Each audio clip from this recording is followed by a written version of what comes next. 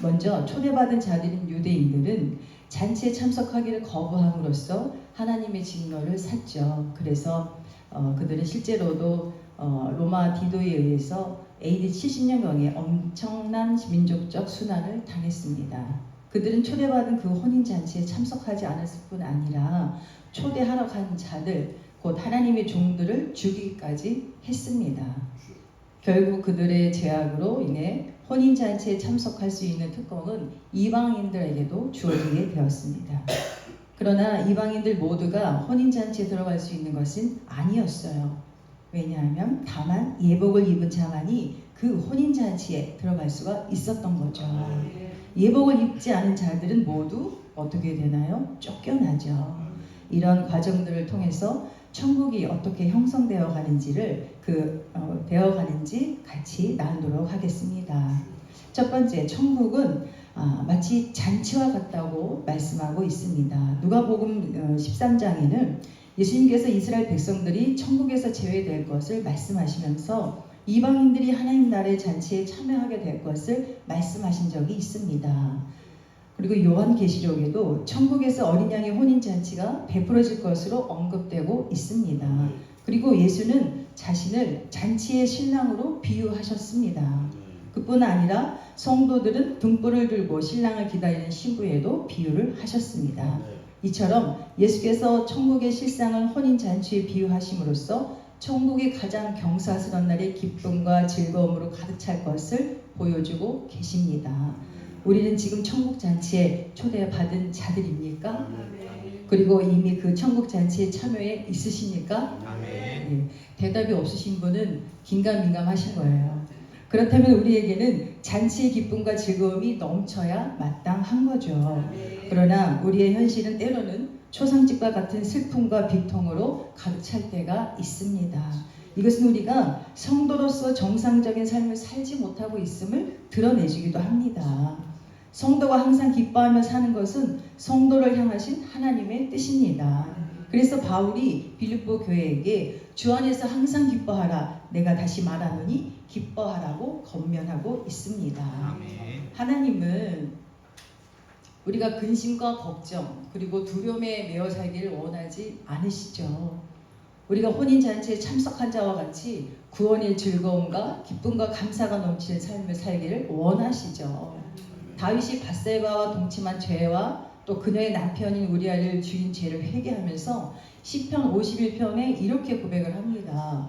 주의 구원의 즐거움을 내게 회복시키시고 자원하는 심령을 주사 나를 붙드소서. 제 개인적으로 생각할 땐 되게 뻔뻔한 것 같아요. 그러나 하나님의 이 은혜가 없다면 저희들은 하나님 앞에 설 사람이 아무도 없죠. 성도에게 구원의 즐거움이 없으면 이 세상의 삶은 고통 그 자체입니다. 예수님이 수가성의 여인에게 내가 주는 물을 먹는 자는 영원히 목마르지 아니하리니 내가 주는 물은 그 속에서 영생하도록 솟아난 샘물이 되리라고 말씀하셨습니다. 그럼에도 불구하고 우리는 끊임없이 갈증을 느끼고 있죠. 우리의 불행은 사단의 미혹을 받아서 눈이 어두워져서 예수께서 우리를 위해 베푸신 그 엄청난 복을 바라보지 않을 때에서 비롯되는 거죠. 예수님이 주는 말씀은 저도 예수님 안 믿을 때는 예수 믿는 사람들, 교회 다니는 사람들을 되게 하찮게 생각했어요. 아주 시답지 않게 생각했어요. 왜냐하면 너무 우스운 거예요. 제가 보기에는. 그 대가를 지금 톡톡히 제가 치르고 있는 것 같습니다. 예수를 핍박하고 예수를 부인하고 예수를 조롱하던 사람이 하나님의 말씀을 전하고 있으니 그 대가를 제가 톡톡히 치르고 있는 것 같습니다. 두 번째, 천국에서는 사람들에게 계속해서 초청장을 보내고 있습니다. 본문에는 어떤 임금이 자기 아들을 위해서 혼인잔치를 벌여놓고 종들을 보내어서 사람들 그 잔치에 초청하는 그 초청 비유가 언급되고 있습니다. 이처럼 천국 잔치를 베풀어 놓고 모든 사람들에게 초청장을 보내고 계시는 거죠. 하나님은 지금도 모든 사람에게 천국 잔치의 초청장을 보내고 계십니다. 복음이 전파되는 곳에는 천국 잔치의 초청장이 보내지고 있는 것입니다. 이 초청장이 모든 민족에게 보내지는 시점, 곧 복음이 온 세상에 전파될 때에 그 초청을 거부한 자나 또한 그 초청에 응하였으나 예복을 준비하지 아는 자에 대한 심판이 행해질 것입니다. 모든 사람을 천국 잔치에 초청하는 것은 하나님의 종된 성도들의 사명입니다. 임금이 자기 종들을 보내서 초청한 것처럼 하나님께서도 성도들로 하여금 천국 잔치에 올 사람들을 초청하게 하십니다. 이 초청하는 게 뭔가요? 결국은 전도잖아요. 전도고 복음을 제시하는 거고 교회에 오게끔 하는 거고 하나님을 알게 하는 건데, 요즘에는 저도 마찬가지지만 큰 교회나 작은 교회나 전도하기가 되게 쉽지가 않아요. 그래서 맨날 저희도 이제 일주일에 한 번씩 이렇게 전도용품 들고 바깥에 나가서 이렇게 전도하는데 쉽지 않죠. 또 더운 여름에는 또 전도를 잘 안 하잖아요. 그래서 방법을 좀 바꿔봤어요. 생각을 좀 바꿔봤어요. 그러니까 평일에는 예배가 없는 날에는 교회가 이제 거의 비어 있으니까 저희 그 교회 집사님 중에 서양화를 전공하신 분이 계신데, 당신 아는 분 중에 이제 동양화를 전공하신 화가 선생님이 계시대요. 근데 그 선생님이 이렇게 강의를 하시나 봐요. 동양화를 가르쳐 주는. 그래서 토요일에 교회를 좀 빌려줄 수 있냐고. 그래서 아이고 너무 감사하다고, 제가 감사하다고. 왜냐하면 그 강습을 통해서 믿는 사람도 있지만 안 믿는 사람도 있잖아요. 그래서 교회가 여기도 있네. 그러면서 저는 또 여자 목사잖아요. 그러면 또 대화하기도 어떻게 보면 또 쉬운 점도 있잖아요. 그러면서 교회를 알리고 사람들을 오게끔 하고 해서, 그래서 전도의 방법을 좀 바꿔봤어요. 백날 첫날 이렇게 뭐 들고 와가지고 뭐 수세미도 뿌리고 휴지도 뿌리고 해도 그렇게 큰 성과는 나지는 않더라고요. 근데 하나님께서 정말 보내주시는 사람이 오더라고요. 정말 2년 동안 정말 진짜 막 신경질도 내고 하나님 앞에 울기도 많이 울고 하면서, 제가 저번에 허성광 목사님 때문에 제가 울다가 눈물이 쏙 들어갔잖아요. 제가 뒤에서 막 울면서 기도했는데 나오면서 이렇게 어떤 사모님이 제가 우는 걸 보고 은혜 받았대요. 남 우는 걸 보고 은혜를 받는지 모르겠지만, 그래서 제가 막 이렇게 많이 울었나 봐, 저도 모르게. 근데 허성광 목사님께서 지금은 이렇게 건드리기만 해도 울 때래요. 그래서 제가 눈물이 이만큼 남아 있었는데 눈물이 쏙 들어갔어요. 왜냐하면 너무 감사하고 너무 감사하기도 하고, 목사님들이 이 시절을 다 이렇게 건너오셨잖아요. 건너오셨기 때문에 제가 지금 어떤 상태라는 것을 제가 굳이 말씀드리지 않아도 아실 거 아니에요. 저는 그렇게 생각을 해요. 그래서 목사님께서 그렇게 말씀하셨고, 그 말씀에 제가 또 위로가 되고 힘이 되고, 그래서 목사님들이 계셔서 참 감사하고, 또 목사님들 말씀 한마디 한마디에 되게 또 제가 또 은혜가 되고 힘이 돼서 더 열심히 또 목회할 수 있는 그런 시간이 된 줄로 제가 믿습니다. 그래서 어찌됐든 간에 그렇게 전도하는 방법을 바꿔서 전도를 하게끔 하려고 노력을 하고 있습니다.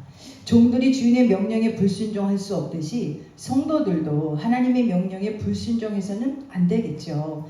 달란트 비유에서 한 달란트 맡은 종은 주인의 뜻을 따르지 않았습니다. 그래서 주인은 그에게 이 무익한 종을 바깥 어두운 데로 내어 쫓으라. 거기서 슬피 울며 이를 갈미 있으리라 하고 심판을 선포했습니다. 마찬가지로 하나님은 모든 사람에게 천국 잔치의 초청장을 보내시기 원하시고 그 사명을 성도들에게 맡기셨습니다. 성도라면 누구나 이 사명을 거절해서는 안 되는 거죠. 세 번째, 예복 입은 자만이 천국 잔치에 참여할 수가 있습니다. 종들은 길에 나가 만나는 사람 모두를 혼인 잔치에 초대를 했습니다.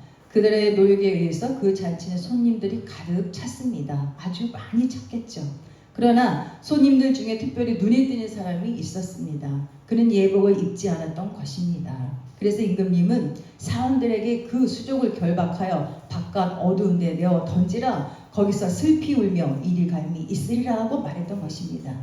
이 비유는 단지 세상 사람들한테 말하는 것이 아니라 이 세상의 교회에도 예수 믿는다고 하는 사람들도 구원받지 못할 자가 있음을 암시하고 있습니다.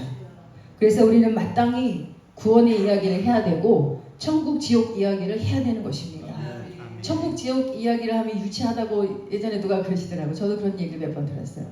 그러나 성경 전체가 천국과 지옥으로 구별되어 있습니다. 여기서 안 하면 목사 된 사람들이 뭐 신학적인 지식, 어떤 철학자의 얘기를 빌어서 어떤 유명한 신학자의 이야기를 빌어서 설교를 꼭 해야지 그게 퀄리티 높은 설교인가요? 천국 지옥 이야기하면 유치한 설교이고 떨어지는 설교인가요? 그렇진 않잖아요. 예수님이 철학자이시고 예수님이 신학자이시잖아요. 예수님보다 신학이 더 많은 사람이 어디 있겠어요? 많은 분이 어디 있겠어요? 그래서 저는 천국 지옥 이야기는 목사들은 꼭 해야 된다고 저는 생각을 합니다. 가끔 TV를 보면 저도 예능이나 다큐멘터리 이런 거를 조금 보는데요. 여기서 어쩔 때 보면 동성애에 대해서 이렇게 나오고 있어요. 동성애를 옹호하고 때로는 이해하고 아주 자연스럽게 받아들여야 한다는 취지로 그 프로그램이 막 진행이 돼요. 우리의 젊은 자녀들이나 그보다 더 어린 아이들이 이 문화를 자연스럽게 인정하게끔 만든다는 거죠. 스며들게 한다는 거죠. 방송이 더. 반면에 마치 차별금지법을 반대하는 기독교인들은 그들의 인격과 삶의 존중을 무참히 짓밟는 그런 무도한 단체로 매도하잖아요. 그런 것들을 우리가 종종 볼 수가 있잖아요. 그 사람들은 막 퀴어 축제다 해가지고 막 난리를 치면서 자기네들을 막 당당하게 막 얘기하잖아요. 근데 우리는 뭐 조금만 막 저기 기독교 잔치에서 하면 막 난리를 치잖아요. 그냥 나쁜 교회 다니는 사람들은 아주 그냥 물상식한 사람들로 그냥 치부가 돼버리잖아요. 그래서 우린 동성애가 죄라고 말을 해야 되는 것이고요. 거룩하라고 말을 해야 되고 기도하라고 말을 해야 되고 복음을 전하고 십자가를 지라고 말을 해야 합니다. 결코 천국 가는 길이 만만치 않은 길이라고 전해야 하는 것입니다. 저는 예전에 그 코로나 전에 성지순례를 다녀왔는데요. 성지순례 마지막 날 밤에 하나님께서 보여주신 게 있어요. 그 왜 중동지방에 가면 그 건물들 자체가 이렇게 모래색 같이 뿌연 그런 벽돌로다가 다 이렇게 지어져 있잖아요. 그래서 그 건물들을 보면서 되게 좋다 뭐 이러면서 옛날 건물이니까 그래서 어떤 골목길을 따라서 이렇게 들어가는데 문이 이렇게 열리는데 들어가니까 예배당인 거예요. 예배당인데 엄청 커요. 1층, 2층 사람들이 꽉 차 있어요. 그런데 너무 어이가 없는 거는 들어왔는데 너무 껌껌한 거예요. 껌껌한데 사람들이 가득 찼어요.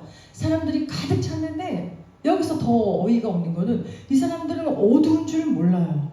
교회 안에 불이 꺼졌어요. 이렇게 보니까 불이 없어요. 이렇게 제가 이렇게 강대산이고 이렇게 2층이고 3층이고 다 봤는데 불이 꺼져 있어요. 근데 어이가 없는 건 사람들은 어두운 줄 몰라요. 그건 순간 딱 들어왔는데 껌껌해갖고 앞이 안 보였는데 저쪽 출입문에서 빛이 보이는 거예요. 나가는 길이 있더라고요. 근데 사람들은 여전히 제가 그랬어요. 아니 왜 여기 앉아있냐고 껌껌한데. 근데 사람들은 껌껌하지 않대요. 귀 있는 자는 이 말이 무슨 뜻인지 알아들으실 겁니다. 그래서 저는 저 빛이 보이는 쪽으로 나갔어요. 제가 잘못된 건지 그들이 잘못된 건지 모르겠지만 하여튼간 교회에는 불이 꺼졌고 많은 사람들은 어두운 줄 몰라요. 불이 꺼진 교회는 뭐예요? 불이 꺼진 교회는 성령이 없는 거예요. 하나님께서 주시는 경고이자 구휼이라고 저는 생각을 했습니다. 또한 지금 신앙인들의 모습이고 분별하지 못하는 우리의 모습이라고 저는 생각을 했습니다. 그래서 하나님께서 한 명이라도 더 구원하라는 하나님의 메시지로 저는 받아들였습니다. 유대인들은 우선적으로 초청을 받았으나 그 기득권을 거절함으로써 심판을 받지만 어떤 자들은 초청에 응하으나 예복을 입지 않음으로써 심판을 받습니다. 이 예복은 어린 양의 피로 깨끗하게 된 성결과 거룩에 오신 겁니다. 이런 이유 때문에 예수는 나더러 주여 주여 하는 자마다 다 천국에 들어갈 것이 아니오 다만 하늘에 계신 내 아버지의 뜻대로 행하는 자라야 들어가리라 하고 말씀하셨던 겁니다. 천국 잔치에서 예복을 입지 않은 자들은 그들의 뻔뻔스러운 행위와 이선적인 행동으로 인해서 심판받는 날이 올 거라는 것을 본문은 예고하고 있습니다. 그날에 그들은 바깥 어두움에 내어 던지라 하는 심판을 결코 면치 못할 것입니다. 즉 그들은 하늘의 영광되고 빛이 전혀 없는 어두운 형벌의 처소에서 영원히 고통 속에 처하게 될 것이라는 것을 모르고 있는 거죠. 왜냐하면 예복을 입지 않은 이들은 생명과 진리가 되신 예수 그리스도의 성결케 하는 능력을 힘입지 못하고 여전히 죄 가운데 거하는 거짓된 자녀이기 때문입니다. 예수께서는 바로 이와 같은 교훈을 가르치기 위해서 혼인잔치의 비유를 말씀하신 것입니다. 그러므로 우리 성도들은 많은 사람들이 혼인잔치에 초대되었으나 소수의 사람만이 예수 그리스도의 성결과 의로 만들어진 이 예복이 준비되었음을 기억해야 합니다. 그리고 우리 자신이 이 예복을 준비하고 있으며 왕 되신 그리스도께 인정받고 있는지 자문해 봐야 할 것입니다. 여러분은 지금 예복을 준비하고 계십니까? 아니면 이미 예복이 준비되셨습니까? 임금이 혼인잔치를 열어놓고 손님을 청했으나 아무도 오지 않았습니다. 각자 자신들의 일상적인 일들을 하느라 관심조차 보이지 않았다는 거예요. 그리고는 오히려 자신들을 청하러 온 종들을 어떻게 했어요? 잡아 죽이기까지 했습니다. 그래서 왕은 진노하여 그것을 진멸해버리고 길가에 다니는 사람들로 자리를 채우게 했잖아요. 가끔은 하나님이 천국을 너무 쉽게 손쉽게 인간들에게 허락하시는 것은 아닐까 하는 생각할 때가 있습니다. 그런 생각이 들 때가 있어요. 이게 너무 가볍게 주니까 사람들이 귀한 줄 모르는 것 같아요. 영화 밀양을 보면 그 여주인공이 딸이 살해가 되잖아요. 그래서 전도연이 이제 어떻게 해가지고 이제 교회를 전도가 되어서 이제 교회를 다니는데, 그래가지고 막 용서하라고 그런 소리를 들을 거 아닙니까? 교회 다니면 용서를 하면 내 마음이 솔직히 편한 거잖아요, 그 사람보다.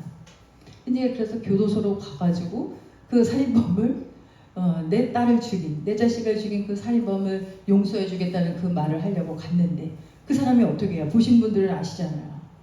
참 뻔뻔해요. 아무리 예수를 믿고 내가 죄사함을 받았다 할지라도 나는 죄사함을 받았기 때문에 나는 아무 죄가 없다고 그게 할 소리는 아니잖아요. 자기가 죽인 아이의 부모 앞에서. 그래서 전도연이 그게 어떻게 돼요? 거기서 그냥 돌잖아요. 진짜 세상 말로다가 그냥 헷가닥 가잖아요. 그래서 교회로 돌아와서 정말 하면 안 될 짓들을 교회에서 막 하잖아요. 그러니까 어떻게 보면 하나님께서 귀하게 주신 이 구원의 선물을 사람들이 남용하고 있어요. 내가 예수를 믿는다고는 말하지만 그건 심판대에 서봐야 알 것 같아요. 본인과 하나님만 알 것 같아요. 교회 예배당 안에 다 들어왔다고 해가지고 제가 누누이 얘기하지만 그래서 저는 인기가 없을 것 같아요. 예배당 안에 다 들어온 사람마다 다 천국 가지 않아요. 예수를 나의 구주로 믿고 고백하고 예수님을 나의 구주로 믿으면 뭐가 먼저 나오나요? 대부분 회개가 먼저 나와야 돼요. 이 회개가 나오지 않으면 하나님을 안다라고 하나님을 믿는다라고 말할 수 없는 거죠.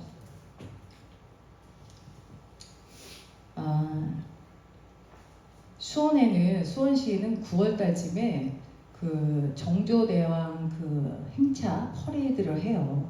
근데 그 공연이 다 무료죠. 그래서 축제도 하고 어떤 공연도 하고 연주회도 하고 그러는데 그것들을 사람들이 광고를 많이 하지만 사람들이 오는 사람, 저도 가서 몇 번 봤지만 괜찮아요. 멋있고 볼만해요. 그런데 사람들은 무료 공연이 오죽할까 하는 사람도 있을 거고, 야, 그 시간에 그냥 그동안에 잠도 못 잤는데 그냥 잠이나 그냥 시컷 자자, 방에서 뒹굴뒹굴 하면서 이러는 사람들도 있을 거예요. 그러니 천국 들어가는 조건이 쉬운 것은 하나님의 자비로운 배려가 아닐 수 없다는 거죠. 아무리 좋은 공연이나 좋은 선물을 줘도 내가 거기에 관심이 없고 내가 취한다는 그 의지가 없으면은 아무 소용이 없게 되는 거잖아요. 그 공연을 보고 싶어하는 사람은 그 공연이 설사 좀 비싼 가격이라고 해도 기꺼이 그것을 보기 위해 공연장을 찾습니다. 그러니 굳이 들어가는 조건을 어렵게 하여서 거기에 관심과 열의를 가진 사람을 힘들게 할 필요는 없다라는 거죠. 우리가 열의를 가지고 찾기만 한다면 이 세상 가운데서도 놀랄만한 보물을 발견할 수 있듯이 우리가 주어진 초청에 응하기만 하면 천국은 우리에게 문을 활짝 열어두고 있다는 말입니다. 우리가 준비할 것은 단 한 가지, 바로 하나님 앞에 섰을 때 이 예복을 입고 있어야 한다는 거죠. 그저 공짜라니까 한번 가보는 사람은 잔치에 참여할 자격이 없습니다. 그것이 비록 매우 비싼 가격에 공연되는 것이라고 할지라도 기꺼이 원할 만큼의 열의와 준비가 있어야만 비로소 그것을 누릴 자격이 있는 것입니다. 예수 그리스도를 구주로 영접하기만 하면 무조건 참여할 수 있는 천국 잔치를 놓친다면 그보다 더 큰 후회는 없을 것입니다. 저와 여러분도 하나님께서 주시는 이 예복을 한 사람도 놓치지 않고 다 입으시고 허락하신 천성으로 입성하시기를 주님의 이름으로 축원합니다. 너무나도 아름다운